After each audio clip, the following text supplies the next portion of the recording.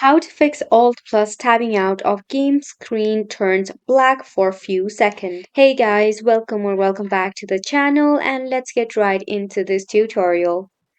If your game screen has the Alt plus tabbing out issue, this can be easily resolved by managing your display resolution.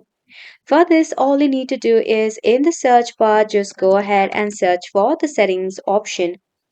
Now in the settings, you need to head over and search for the display button or just go ahead and tap on the system option from the left hand side. Then tap on the display icon. So over here on the scale and layout, make sure the scale is as set as recommended and the display resolution is recommended as well. After which, you will be able to solve your issue of the black screen for a few seconds.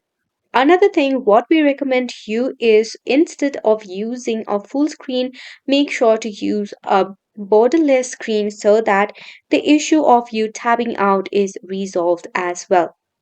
Now the settings option will be different for the PC and the window version that you are using. In most of the cases, you may have the reset option button. If you have those, make sure to click on the reset button as well. So this is how you can fix your problem of the black screen for a few seconds. Hopefully this was helpful to you. Thank you so much for tuning in.